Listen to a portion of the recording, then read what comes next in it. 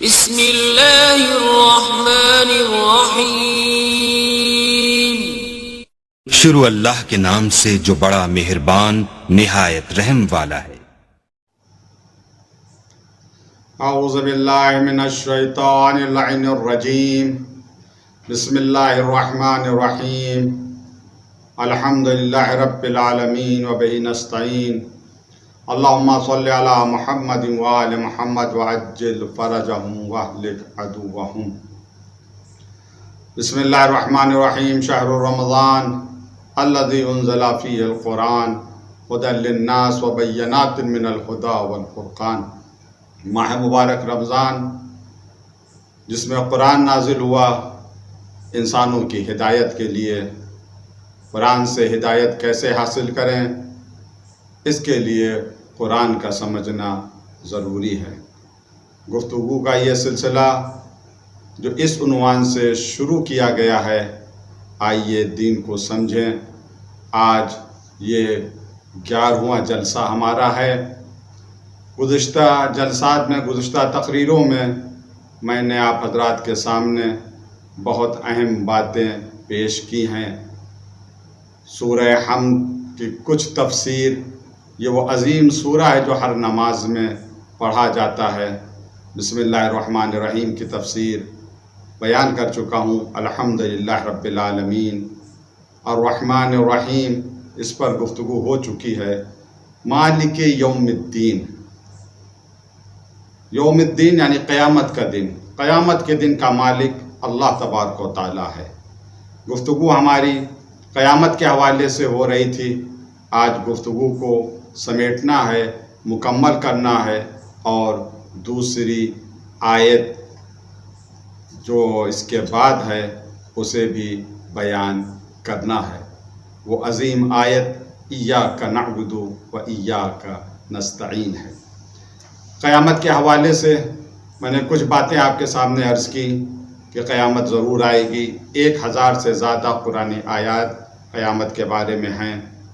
کیسے قیامت آئے گی کچھ اس کا میں تذکرہ کر چکا ہوں۔ حساب، میزان، سوال، اس کے بارے میں گفتگو ہو چکی ہے۔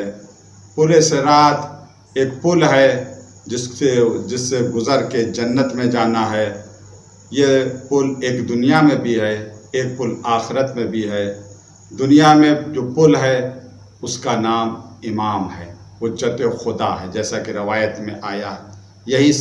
یہی پل ہے، یہی صراط ہے۔ آخرت میں بھی ایک پل ہے، اس پر سے انشاءاللہ گزریں گے مؤمنین، ایسے گزریں گے جیسے بجلی کی رفتار ہوتی ہے۔ لوح حمد ہے جو ایک بہت بڑا پرچم جو مولا کائنات کے ہاتھ میں ہوگا۔ کوثر بھی ہے کہ جام کوثر سے اہل بیت پیغمبر و اہل بیت علیہ السلام سیراب کریں گے۔ اس کے علاوہ ایک اہم موضوع ہے قیامت کا، اور وہ ہے شفاعت۔ میں نے عرض کیا تھا کہ قیامت میں 50 موقف ہیں، یعنی 50 جگہ انسان روکا جائے گا۔ ہر موقف یعنی ہر اسٹیشن 1000 سال کے برابر ہوگا۔ بہت سخت دن ہے قیامت کا۔ اسی وجہ سے جس نبی نے قیامت کو یاد کیا وہ رویا، اس نے گریہ کیا، وہ لرزا، وہ کانپا۔ قیامت میں شفاعت بھی ہے۔ آج تھوڑی سی گفتگو شفاعت کے حوالے سے کرنا چاہتا ہوں۔ پروردگار ہم سب کو شفاعت محمد و آل محمد عطا فرمائیں۔ شیخ صدوق جو ہمارے بہت بڑے اور زبردست عالم گزرے ہیں، وہ فرماتے ہیں، دیکھیے ہمارا عقیدہ وہی ہے جو ائمہ نے بیان کیا ہے اور علماء نے جسے کتابوں میں نقل کیا ہے۔ اپنی طرف سے ہمیں کچھ ملانا نہیں چاہیے، ورنہ ہلاکت اور بربادی کے علاوہ کچھ ملنے والا نہیں ہے۔ عقائد میں شیخ صدوق علیہ الرحمہ فرماتے ہیں، حق الیقین جلد نمبر 2 صفحہ نمبر 203 پر، اعتقادنا فی الشفاعات، شفاعت میں ہمارا اعتقاد کیا، یعنی ہم شیعوں کا اعتقاد کیا ہے شفاعت کے بارے میں۔ انہما لمن ارتضی دینہ من اہل الکبائر، شفاعت اس کے لیے ہے کہ جس کے دین سے اللہ راضی ہو جائے، یعنی اس کا عقیدہ صحیح ہو۔ من اہل الکبائر و صغائر، چاہے وہ اس نے گناہ کبیرہ کیے ہوں چاہے گناہ صغیرہ کیے ہوں۔ فامت تائبون من الذنوب، وہ لوگ جنہوں نے اپنے گناہوں سے توبہ کر لی ہے، فغیر محتاجین الی الشفاعہ، ان کو شفاعت کی ضرورت نہیں ہے۔ توبہ کر لیا، استغفار کر لیا، معافی مانگ لی تو انہیں شفاعت کی ضرورت نہیں ہے۔ وقال النبی صلی اللہ علیہ وآلہ وسلم، پھر حدیث ایک نقل کی ہے شیخ صدوق نے، من لم یؤمن شفاعتی، جسے میری شفاعت پر ایمان نہیں ہے، فلا انالہ اللہ شفاعتی، پروردگار اسے میری شفاعت نہیں دے گا۔ یعنی جو پیغمبر کی شفاعت کا منکر ہے دنیا میں، آخرت میں اسے شفاعت نہیں ملے گی۔ حق الیقین جلد نمبر 2 صفحہ نمبر 2 سے 3 پر بھی ایک حدیث ہے کہ لا شفیع انجہ من التوبہ، سب سے بڑا شفیع انسان کے لیے خود اس کی توبہ ہے، خود اس کا استغفار ہے، خود اس کا غلطیوں کا معافی مانگنا ہے۔ اسی وجہ سے شیخ صدوق نے فرمایا کہ جو توبہ کر لے اسے شفاعت کی ضرورت نہیں ہے۔ کون لوگ شفاعت کریں گے، اس کے حوالے سے یہ حدیث ہے جو میں آپ کے سامنے عرض کر رہا ہوں۔ شفاعت کون کرے گا؟ الشفاعت للانبیاء، انبیاء علیہ السلام شفاعت کریں گے، والاوصیاء، اوصیاء یعنی وصی یعنی جو جانشین ہے پیغمبر کے، وہ شفاعت کریں گے، یعنی ائمہ علیہ السلام، والمؤمنین، کچھ مومنین بھی شفاعت کریں گے، والملائکہ، اور کچھ اللہ کے فرشتے بھی شفاعت کریں گے اللہ کی اجازت سے۔ پھر حدیث میں وَفِي الْمُؤْمِنِينَ مَنْ يَشْفَعُ فِي مِثْلِ رَبِيعَ وَمُضَرَّ، مؤمنین میں کچھ لوگ ایسے ہیں جو اتنے لوگوں کی شفاعت کریں گے جن کی تعداد بہت زیادہ ہوگی۔ 2 قبیلوں کا ذکر کیا گیا، ربیعہ و مضر، ان کی تعداد بہت زیادہ تھی جو کثرت کے اوپر دلالت کر رہی ہے، یعنی کچھ مومنین بہت سے لوگوں کی شفاعت کریں گے۔ وَأَقَلُّ الْمُؤْمِنِينَ شَفَاعَةً، سب سے کم مومن جو ہے کتنے کم لوگوں کی شفاعت کریں گے، کم سے کم ایک مومن کتنے لوگوں کی شفاعت کرے گا، اس کے لیے ہے وَأَقَلُّ الْمُؤْمِنِينَ شَفَاعَةً مَنْ يَشْفَعُ لِثَلَاثِينَ إِنسَانًا، 30 انسان کی، ایک مومن کم سے کم 30 انسانوں کی شفاعت کرے گا۔ اچھا، کن کو شفاعت نہیں ملے گی؟ کچھ لوگ ایسے ہیں جنہیں شفاعت نہیں ملے گی۔ کون ہیں جن کو شفاعت نہیں ملے گی؟ وَالشَّفَاعَةُ لَا تَكُونُ لِأَهْلِ الشَّكِّ، جو شک کرتے رہے ان کو شفاعت نہیں ملے گی۔ اسی وجہ سے عقیدے کو مضبوط کرنا ضروری ہے۔ وَالشِّرْكُ، جو لوگ شرک کرتے رہے، شرک فی العبادہ کرتے رہے، اللہ کی ذات میں شرک کرتے رہے، انشاءاللہ جب ایاک نعبد و ایاک نستعین اس آیت کی میں تفسیر بیان کروں گا تو کوشش کروں گا کہ شرک کے اوپر اور اقسام شرک کے اوپر کچھ روشنی ڈالوں۔ جو اہل شرک ہے ان کو بھی شفاعت نہیں ملے گی۔ وَلِأَهْلِ الْكُفْرِ، جنہوں نے انکار کیا، جو اہل کفر ہیں ان کے لیے بھی شفاعت نہیں ہے۔ وَالْجُحُودِ، جو انکار کرنے والے ہیں، حق کا انکار کرنے والے ہیں، ان کے لیے بھی شفاعت نہیں ہے۔ بل تکون للمؤمنین من اہل التوحید، بلکہ جو مومنین ہیں اہل توحید میں سے ہیں، شفاعت انہی کی ہوگی۔ اعتقادات الامامیہ، شیخ صدوق اور شیخ مفید کی لکھی ہوئی کتاب ہے، جلد نمبر 1 صفحہ نمبر 66 میں یہ بیان کیا گیا ہے۔ امام محمد باقر علیہ السلام، آپ نے ایک حدیث بیان کی، بحار الانوار جلد نمبر 8 صفحہ نمبر 38 میں یہ حدیث ہے۔ بہت ہی عظیم حدیث ہے یہ، اس کو غور سے سنیں اور پھر انشاءاللہ ہم دوسرے موضوع میں داخل ہو جائیں گے۔ انشاءاللہ ہم سب کے شامل حال شفاعت بھی ہوگی اور آپ سب شفاعت کریں گے بھی۔ امام محمد باقر علیہ السلام ارشاد فرماتے ہیں، قال ما احد من الاولین والآخرین الا وهو محتاج الى شفاعت محمد صلی اللہ علیہ وآلہ وسلم، اولین و آخرین میں سے کوئی ایسا نہیں ہے مگر یہ وہ محتاج ہوگا آخرت میں ہمارے نبی کی شفاعت کا، محتاج ہوگا۔ دیکھیے شفاعت اگر گناہوں کی بخشش کے لیے ہے تو درجے کی بلندگی کے لیے، ارتقاء درجہ کے لیے، جسے کہتے ہیں پرموشن کے لیے، کہ جنت میں درجات ہیں، ایک درجہ نہیں ہے جنت کا، اس کے لیے بھی شفاعت ہے۔ اسی وجہ سے زیارت ایک ہے معصومہ قم سلام اللہ علیہ کی، جو لوگ زیارت کر چکے ہیں معصومہ قم سلام اللہ علیہ کی، انہوں نے زیارت پڑھی ہوگی اور یہ جملہ شاید یاد ہو، جس میں مخاطب ہو کر جناب معصومہ قم سلام اللہ علیہ کہا جاتا ہے، یا فاطمہ اشفعی لنا فی الجنہ، اے فاطمہ سلام اللہ علیہ آپ میری شفاعت کیجئے جنت میں، جنت کے لیے نہیں، جنت میں میری شفاعت کریں۔ یعنی اگر مومن ہے، اس نے جناب معصومہ کی ائمہ کے روزوں کی زیارت کی، روایات میں آیا وجبت الجنہ، جنت اس کے لیے واجب ہو گئی، من زارہا، جس نے زیارت کی معصومہ قم کی، جنت اس پر واجب ہو گئی۔ اب ظاہر کیا کہہ رہا ہے، جنت تو مل گئی لیکن جنت میں آپ میری شفاعت کریں، یعنی درجے ہمارے جنت میں بلند ہو۔ تو جس طریقے سے شفاعت گناہ گاروں کے لیے ہے کہ ان کے گناہ معاف ہو جائیں گے، اسی طریقے سے ارتقاء درجہ یعنی پرموشن کے لیے بھی شفاعت ہے، اور سب کو ہمارے نبی کی شفاعت کی ضرورت ہے، من الاولین والآخرین، آدم سے لے کر آخری نبی تک جتنے انبیاء آئے ہیں، جتنے اوصیاء ہیں، سب کو ہمارے نبی کی شفاعت کی ضرورت ہے۔ ثم قال ابو جعفر علیہ السلام، پھر امام باقر علیہ السلام فرماتے ہیں، اِنَّ لِرَسُولِ اللَّهِ صلی اللہ علیہ وآلہ وسلم شفاعت فی امتہ، پیغمبر کی شفاعت ان کی امت میں ہے، وَلَنَا شَفَاعَةٌ فِي شِیَّتِنَا، ہم اپنے شیعوں کے لیے شفاعت کریں گے، ہمارے شیعوں کے لیے شفاعت ہماری ہے، وَلَشِیَّتِنَا شَفَاعَةٌ فِی أَحَالِیہِم، ہمارے شیعہ شفاعت کریں گے، اپنے گھر والوں کی شفاعت کریں گے، اپنی فیملی کی شفاعت کریں گے۔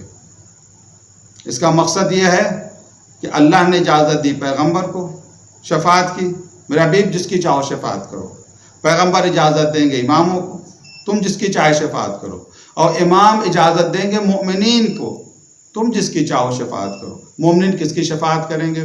اپنی فیملی والوں کی شفاعت کریں گے، اپنے گھر والوں کی شفاعت کریں گے۔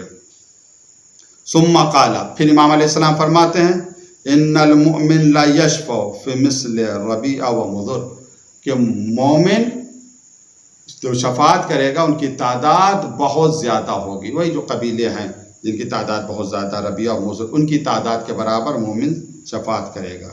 وَإِنَّ الْمُؤْمِنَ لَا يَشْفَعُ حَتَّى لِخَادِمِهِ، مومن قیامت کے دن شفاعت کرے گا یہاں تک کہ اپنے نوکر کے لیے بھی شفاعت کرے گا، اپنے خادم کے لیے بھی شفاعت کرے گا۔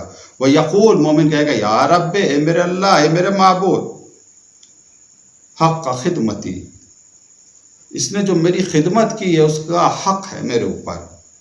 کانا یقین الحر والبرد، یہ گرمیوں میں سردیوں میں میری مدد کرتا تھا، مجھے گرمی اور سردی سے بچاتا تھا، یعنی گرمیوں میں پنکھا جلتا تھا، سردیوں میں ہمارے لیے مثلاً آگ جلاتا تھا، یا ہماری ہیلپ اور مدد کرتا تھا۔ میرے اللہ، ہم اس کی شفاعت کرنا چاہتے ہیں، تو اللہ تبارک و تعالیٰ یہ اس طرح کی شفاعت کو قبول فرمائے گا۔ یہ شفاعت ہے جو آل محمد کریں گے، اور سب سے زیادہ جو شفاعت قیامت میں کرے گا وہ کون ہے؟ سب سے زیادہ کس کی شفاعت ہوگی؟ بہت سی طولانی صفیں ہوں گی، لمبی لمبی صفیں ہوں گی۔ سب سے زیادہ جو شفاعت کریں گے وہ سید الشہداء حضرت امام حسین علیہ السلام، سب سے زیادہ امام حسین علیہ السلام شفاعت کریں گے روز محشر۔ اسی وجہ سے ہر مومن کے لیے ضروری ہے جہاں تک اس سے ہو سکے، جہاں تک اس سے ممکن ہو سکے، وہ امام حسین کی زیارت ضرور کرے، کربلا ضرور جائے تاکہ شفاعت کا حقدار بن سکے۔ اور اگر وہ ابھی تک نہیں کربلا جا سکا ہے، دور ہے وہ کربلا سے، تو زیارت امام حسین علیہ السلام ضرور بالضرور پڑھے تاکہ امام حسین علیہ السلام کی شفاعت اس کے شامل حال ہو سکے۔ پروردگار ہم سب کو امام حسین علیہ السلام اہل بیت علیہ السلام کی شفاعت نصیب فرمائے۔ ہم خود ایسے ہو جائیں میرے اللہ، ہمیں ایسا بنا دے کہ ہماری شفاعت اہل بیت علیہ السلام کریں اور ہم بھی دیگر لوگوں کی شفاعت کر سکیں۔ آمین ثم آمین۔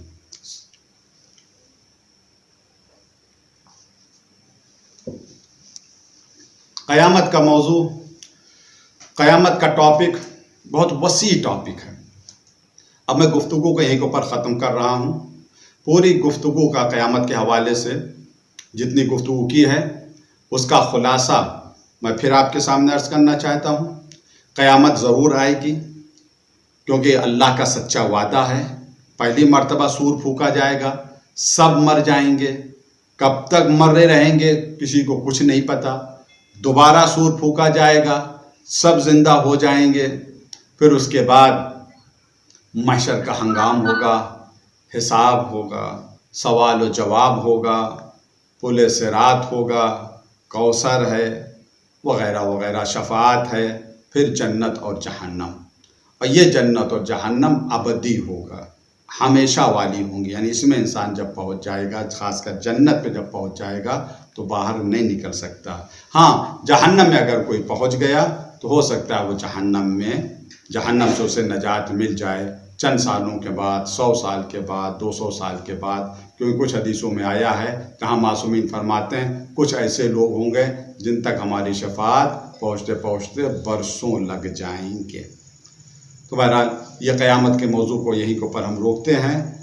ہم سب تیار رہیں معلومات کے اعتبار سے کہ قیامت میں کیا کیا ہوگا، کن کن موقف سے گزرنا پڑ سکتا ہے، اور یقین اہل بیت کی شفاعت کے اوپر رکھیں۔ مالک یوم الدین، پروردگار مالک ہے، قیامت کے دن کا مالک ہے۔ اس کے بعد جو آیت شروع ہو رہی ہے، ایاک نعبد و ایاک نستعین، اے میرے اللہ میں تیری ہی عبادت کرتا ہوں، صرف تیری عبادت کرتا ہوں، اور صرف تجھ ہی سے مدد مانگتا ہوں، مدد چاہتا ہوں۔ یہ کون؟ کس سے ہم مخاطب ہیں؟ اب سیدھے اپنے رب سے مخاطب ہیں، سیدھے اپنے اللہ سے مخاطب ہیں۔ دیکھیے یہ بہت عظیم سورہ ہے۔ اب یہاں پر ایک بندہ اپنے خدا سے مخاطب ہے، خطاب کر رہا ہے، ایاک نعبد، میرے اللہ تجھ سے تیری ہی عبادت کر رہا ہوں، ایاک تجھ ہی سے مدد مانگ رہا ہوں۔ اب اس پر غور کرنے کی ضرورت ہے۔ یہ جو تخصیص کے معنی آئیں کہ ہم صرف اور صرف تیری ہی عبادت کرتے ہیں، تیرے علاوہ کسی کی عبادت نہیں کرتے، یہ تخصیص کے معنی گرامر کے اعتبار سے اس طرح سے آئے ہیں کہ ایاک یہ مفعول ہے۔ اصل میں عبارت اس طرح سے عربی ایک اعتبار سے ہونی چاہیے، نعبدک، اے میرے اللہ ہم تیری عبادت کر رہے ہیں، مگر یہ مفعول کو پہلے ذکر کر دیا گیا، ایاک۔ تو جب مفعول پہلے ذکر ہو گیا تو تخصیص کے معنی آ گئے، یعنی صرف اور صرف تیری ہی عبادت۔ وَإِيَّاكَ نَسْتَعِينُ، صرف اور صرف تجھ ہی سے مدد مانگ رہا ہوں۔ اب اس تخصیص کے معنی کیا ہیں؟ ایاک نعبد، صرف تیری عبادت کرتا ہوں، تیرے علاوہ کسی کی عبادت نہیں کرتا۔ پہلی جو 2 آیتیں تھیں، الحمدللہ رب العالمین الرحمن الرحیم، ان کا بھی تعلق توحید سے تھا۔ یہ جو آیت ہے ایاک نعبد و ایاک نستعین، ان کا بھی تعلق توحید سے ہے، مگر جو پچھلی 2 آیتیں تھیں، الحمدللہ رب العالمین الرحمن الرحیم، ان کا تعلق توحید فی الذات اور توحید فی الصفات سے تھا، یعنی ذات میں بھی اللہ ایک ہے، الحمدللہ رب العالمین، للہ اللہ کی ذات ایک ہے، الرحمن الرحیم، یہاں صفات کا ذکر ہے، ایک صفت رحمان ہے، دوسری صفت رحیم ہے۔ جس طریقے سے اللہ اپنی ذات میں یکتا ہے، تنہا ہے، کوئی بھی اس کی ذات میں شریک نہیں، جسے کہتے ہیں توحید فی الذات، اسی طریقے سے صفات میں بھی اللہ تبارک و تعالیٰ یکتا ہے، توحید فی الصفات۔ یہ جو آیت ہے ایاک نعبد و ایاک نستعین، یہ توحید فی العبادہ، عبادت میں توحید۔ اللہ کی عبادت، اور توحید فی الافعال، فعل میں بھی اللہ واحد ہے، یعنی اللہ کے فعل میں بھی کوئی شریک نہیں اور اللہ کی عبادت میں بھی کوئی شریک نہیں ہے۔ توحید فی العبادت، صرف اللہ کی عبادت۔ یہاں عبادت کے معنی کیا ہیں؟ یہاں عبادت کے معنی صرف یہ نہیں ہے نماز کا پڑھ لینا، روزے کا رکھ لینا، حج اور زکوٰۃ اور خمس وغیرہ وغیرہ، صرف یہ معنی نہیں ہے۔ عبادت کے معنی کیا ہے؟ اللہ کا حکم ماننا، اس کی شریعت کو قبول کرنا، اس کے قانون کے اوپر عمل کرنا۔ جو قانون پروردگار نے بنا دیا ہے اس قانون کے اوپر اگر کوئی عمل کرے، اسی کو عبادت کہتے ہیں، اسی کو عبادت حقیقی کہتے ہیں۔ اور یہ ممکن نہیں ہے کہ ہم اللہ کی بنائے ہوئے قانون، اس کی بنائی ہوئی شریعت کے اوپر عمل کر سکیں جب تک اللہ کی مدد ہمارے شامل حال نہ ہو۔ اسی وجہ سے دوسرا جملہ ہے ایاک نستعین، ہم صرف تجھ ہی سے مدد چاہ رہے ہیں، یعنی میرے اللہ یہ عبادتیں ہم سے نہیں ہو سکتی، حقیقت عبادت ہم ادا نہیں کر سکتے، حق عبادت ہم ادا نہیں کر سکتے جب تک تیری مدد ہمارے شامل حال نہ ہو۔ ایاک نعبد و ایاک نستعین، تیری ہی عبادت کرتے ہیں اور تجھ ہی سے مدد چاہتے ہیں۔ بغیر اللہ کی مدد کے، بغیر اللہ کی نصرت کے ہم کوئی عبادت نہیں انجام دے سکتے، ایسی عبادت جو واقعی عبادت ہو، جو حقیقی عبادت ہو۔ اب یہاں کے اوپر چند سوال ہیں۔ پہلا سوال یہ، اگر ہم نماز پڑھ رہے ہیں، پہلا نماز میں سورہ حمد پڑھا جاتا ہے، ایاک نعبد، اے میرے اللہ ہم، یہ نعبد جمع متکلم کا صیغہ ہے، یعنی جمع کا صیغہ ہے، نعبد ہم سب تیری عبادت کر رہے ہیں، ایاک نستعین ہم سب تجھ سے مدد چاہ رہے ہیں۔ نماز پڑھنے والا تو اکیلے نماز پڑھتا ہے، کبھی جماعت کے ساتھ نماز پڑھتا ہے، تو جب جماعت کے ساتھ نماز پڑھ رہا تب تو ٹھیک ہے، سب ایک ساتھ کہہ رہے ہیں ایاک نعبد و ایاک نستعین، ہم سب تیری عبادت کرتے ہیں، ہم سب تجھ سے مدد چاہتے ہیں، مدد مانگتے ہیں۔ لیکن جب انسان تنہا کوئی عبادت کر رہا ہے تو وہاں تو لفظ میں ہونا چاہیے نا، ایاک اعبد، میں تیری عبادت کر رہا ہوں، ایاک استعین، میں تجھ سے مدد چاہ رہا ہوں، مگر نہیں، ہر جگہ جمع کا صیغہ آیا۔ تو اس کے کئی جواب ہمارے علماء نے بیان کیے ہیں، ان میں سے ایک جواب یہ ہے کہ اصل عبادت یہ ہے کہ جماعت کے ساتھ ہو، روح عبادت یہ کہ ایک ساتھ مل کر سب عبادت کریں۔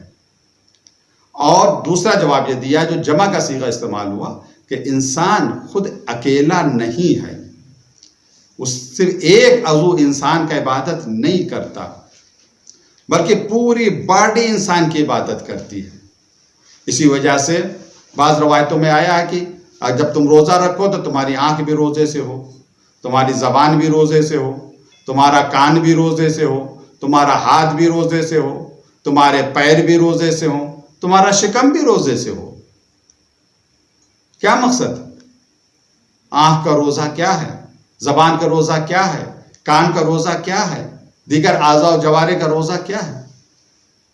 یعنی انسان اکیلا ہے مگر خود وہ تنہا عبادت نہیں کر رہا، پوری باڈی اس کی عبادت کر رہی ہے، دل، زبان، آنکھیں، ہاتھ، پیر، ایاک نعبد، اے میرے اللہ ہمارے جسم کا ہر حصہ تیری عبادت کر رہا ہے، میرے جسم کا رویاں رویاں تیری عبادت کر رہا ہے۔ یہ اس کے معنی ہے، ایاک نعبد و ایاک نستعین، اے میرے اللہ ہم تیری عبادت کرتے ہیں اور صرف تجھ ہی سے مدد چاہتے ہیں۔ توحید فی العبادہ، عبادت میں کسی کو شریک قرار نہ دیں۔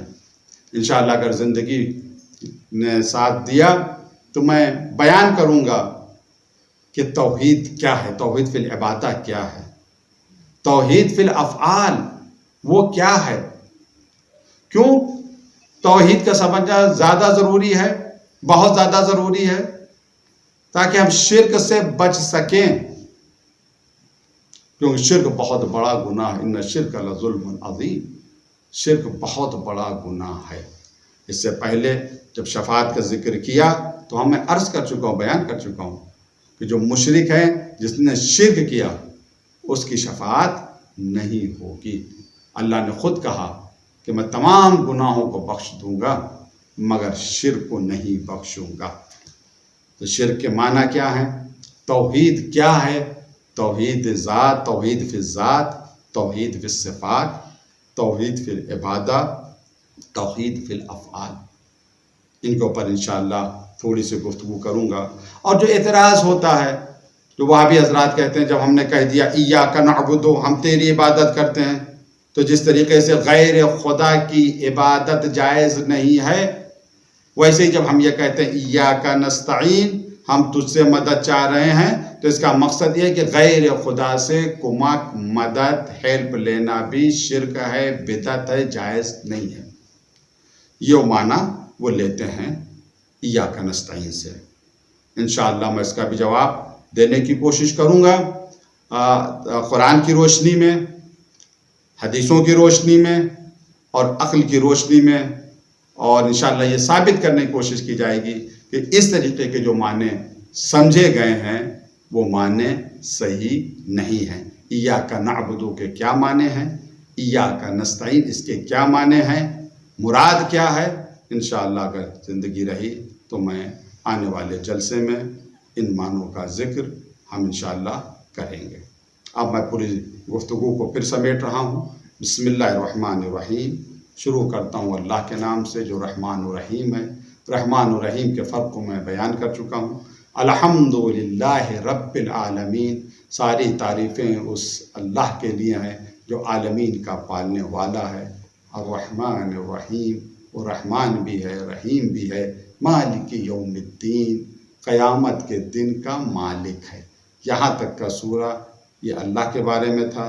اس کے بعد ایاک نعبد و ایاک نستعین، اس آیت پر جب مومن پہنچتا ہے تو گویا خدا سے خطاب کر رہا ہے، ڈائریکٹ خدا سے خطاب کر رہا ہے، اے میرے اللہ ہم تیری ہی عبادت کرتے ہیں اور تجھی سے مدد مانگ رہے ہیں۔ عبادت حقیقی کیا ہے، اس کے شرائط کیا ہیں، استعانت یعنی مدد مانگنا، اللہ سے مدد مانگنے کے معنی کیا ہیں، کیا غیر خدا سے مدد مانگی جا سکتی ہے، مانگی جا سکتی ہے تو اس کے شرائط کیا ہیں۔ انشاءاللہ میں یہ باتیں آپ کی خدمت میں عرض کروں گا۔ وہابیوں کا جو اعتراض ہے، وہابی حضرات کا، اس اعتراض، اس اشکال، اس سوال کا جواب بھی دینے کی کوشش کروں گا۔ ماہ مبارک رمضان ہے اور عبادتوں کا مہینہ ہے، دین کو سمجھنے کا مہینہ ہے۔ ہم دین کو نہیں سمجھ سکتے جب تک قرآن اور حدیث کو نہ سمجھیں، اور قرآن و حدیث کو اس وقت تک نہیں سمجھ سکتے جب تک توفیق خدا ہمارے شامل حال نہ ہو۔ جب تک اللہ کی توفیق شامل حال نہ ہو ہم نہیں سمجھ سکتے۔ توفیق خدا کا شامل حال ہونا ضروری۔ کیسے اس کی توفیق ہمارے شامل حال ہوگی؟ جب وہ خوش ہو جائے گا۔ کیسے اللہ خوش ہوگا؟ جب اس کا امام خوش ہو جائے گا۔ ہمارا امام کیسے خوش ہوگا؟ اپنے امام کو راضی کریں، اچھے کام کریں، لوگوں کی مدد کریں، غیبت نہ کریں، کسی کی برائی نہ کریں، حرام کام نہ کریں۔ جتنے برے کام کرتے جائیں گے اتنا امام سے دور ہوتے چلے جائیں گے۔ اور سب سے آسان طریقہ امام کو خوش کرنے کا ایک طریقہ یہ بھی ہے کہ امام کے غم میں شامل ہو جائیں۔ ہم مسلسل زیارت ناہیہ کا سلام پڑھ رہے ہیں۔ کئی سلام میں آپ کی خدمت میں عرض کر چکا ہوں۔ زیارت ناہیہ وہ زیارت ہے امام زمانہ حجت خدا امام مہدی عجل اللہ تعالی ظہرہ شریف، آپ نے کربلا والوں کو سلام کیا ہے۔ اس زیارت میں کتنے سلام ہیں؟ آج کا سلام بڑا مظلومانہ سلام ہے۔ امام زمانہ کربلا والوں کو مخاطب ہو کے اس طرح سے سلام کر رہے ہیں، السلام علی المدفونین بلا اکفان، ہمارا سلام ہو ان لوگوں پر جنہیں بغیر کفن کے دفن کر دیا گیا۔ اللہ اللہ، کتنی غربت کا عالم تھا، کتنی مظلومیت کا عالم تھا کہ جب شہداء کے لاشیں دفن ہو رہے تھے تو کفن نہیں تھا۔ بنی اسد آئے تھے دفن کرنے کے لیے مگر کفن نہیں تھا۔ چوتھے امام اعجاز سے آئے، خود پیغمبر بھی موجود تھے کربلا میں، بنی اسد کے ساتھ شہداء کے لاشوں کو دفن کیا۔ ایک مرتبہ کسی نے آ کر کہا مولا ایک جنازہ فرات کے کنارے ہے، زخموں سے چور چور ہے، ٹکڑے ٹکڑے ہے، چوتھے امام فرات کے کنارے آئے۔ ہاں آپ سمجھ گئے ہوں گے کس کا جنازہ تھا، یہ سقائے سقینہ قمر بنی ہاشم کا جنازہ تھا۔ سید سجاد اٹھانا چاہتے ہیں اور مگر جنازہ اتنا ٹکڑے ٹکڑے ہے کہ اٹھ نہیں پا رہا۔ ایک چٹائی منگائی گئی اور اس چٹائی میں حضرت عباس کے جسم کے ٹکڑے جمع کیے سید سجاد نے اور اسے دفن کر دیا۔ ایک عالم دین کہتے ہیں کہ جب وہ پہنچے ہیں وہاں کے اوپر جہاں حضرت عباس کی اصل قبر تھی، پانی کی وجہ سے مرمت کے لیے جانا پڑا تو ان کے ساتھ بیٹے بھی تھے، تو کیا دیکھا کہ جو اصل قبر ہے قمر بنی ہاشم کی بہت چھوٹی ہے۔ تو بیٹے نے جب چھوٹی قبر کو دیکھا تو اپنے بابا سے پوچھا بابا میں نے تو تاریخ میں یہ پڑھا ہے کہ قمر بنی ہاشم کا قد بڑا طویل تھا، لیکن قبر تو ایسی ہے جیسے کسی بچے کی قبر ہوتی ہے۔ اتنا سننا تھا، بہت گریہ کیا اور کہا کہ جب قمر بنی ہاشم کو دفن کرنے کے لیے سید سجاد آئے ہیں، لاش کو اٹھانا چاہتے ہیں، ٹکڑے ٹکڑے تھی، ایک چٹائی کو منگایا، اس چٹائی میں عباس کے جنازے کے ٹکڑے رکھے اور دفن کر دیے۔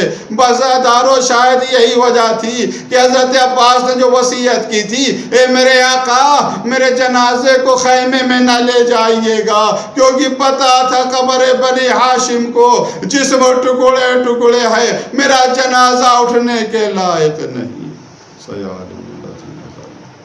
انا للہ و الہی بہت زہرا و بیہا و باجا۔ پروردگار ہم سب کی عبادت کو قبول فرما، دنیا میں جہاں کہیں اہل بیت کے چاہنے والے سب کی جان و مال عزت و آبرو کی حفاظت فرما، مقامات مقدسہ کی حفاظت فرما۔ پروردگار کورونا وائرس کے شر سے ہم سب کی حفاظت فرما۔ لاک ڈاؤن سے جو لوگ پریشان ہیں سب کی پریشانیوں کو دور فرما، جو پردیس میں ہیں صحیح سالم اپنے گھر والوں کے پاس پہنچے۔ میرے اللہ ہمارے اعزاء اقربا رشتہ دار والدین ان سب کی مغفرت فرما، اگر مغفرت فرما چکا ان کے درجات کو بلند فرما، امام کے ظہور میں تعجیل فرما، ہمیں اتنی توفیق اپنے امام کو پہچان سکیں، ان کی اطاعت کر سکے۔ اللہم تقبل منا انک انت السمیع العلیم۔ ایک مرتبہ سورہ فاتحہ پڑھ کر جملہ مومنین و مومنات کی روح کے لیے صلی اللہ علیہ وسلم